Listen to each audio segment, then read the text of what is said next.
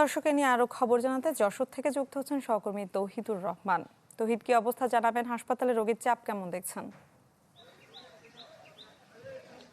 মিলা, আপনি খবরে যেটি জানাচ্ছিলেন আসলে পরিস্থিতি সেটাই যে সব থেকে বেশি যে দুর্ভোগের বিষয়টি সেটা হচ্ছে যে যশোর জেনারেল হাসপাতালে সংক্রমণ ওয়ার্ডটি হচ্ছে 5 বেডের একটি ওয়ার্ড। সেখানে ডায়রিয়া কিংবা বসন্ত আক্রান্ত অন্যান্য রোগীদের সাথেই কিন্তু এই শিশুদেরকে, হাম আক্রান্ত শিশু যারা এখানে ভর্তি আছে তাদেরকে চিকিৎসা নিতে হচ্ছে। আমি জানিয়ে রাখি যে এই হাসপাতাল এবং যশোর যে শিশু হাসপাতাল আছে এই দুটি হসপিটাল মিলে এই মুহূর্তে 10 জন রোগী চিকিৎসাধীন রয়েছে।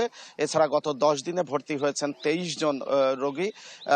খবরে যেটি জানাচ্ছিলেন যে হাম আক্রান্ত হয়ে এতজন ভর্তি হলেও এ পর্যন্ত শতাধিক রোগী এসছে যারা এই ধরনের উপসর্গ নিয়ে হাসপাতালে ভর্তি হয়েছিলেন, যাদের মধ্যে 23 জনের শরীরে হাম আক্রান্ত হয়েছে বা আরো বেশি কিন্তু হাসপাতালে ভর্তি হয়েছেন, সেই সংখ্যাটি আপনাকে জানালাম। এবং সেই চিকিৎসা নিতে যে সংক্রমণ ওয়ার্ডে বিশেষ ব্যবস্থা যেটাই বলুক হাসপাতাল কর্তৃপক্ষ, কিন্তু সেখানে যে কিন্তু রোগীদের এবং স্বজনদেরকে হিমশিম খেতে হচ্ছে, দুর্ভোগ পোহাতে হচ্ছে, একই সাথে হিমশিম খেতে হচ্ছে হাসপাতালে যারা চিকিৎসা দিচ্ছেন তাদেরকে।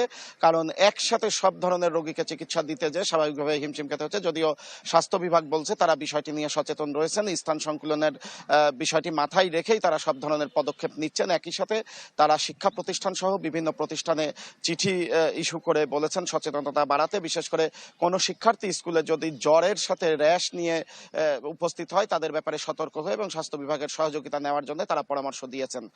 মিলা, জি, ধন্যবাদ আপনাকে। যশোর থেকে তৌহিদুর রহমান আমাদের সাথে যুক্ত হয়েছিলেন। কি বুঝলেন ভাই? অনলি যেটাই চাই।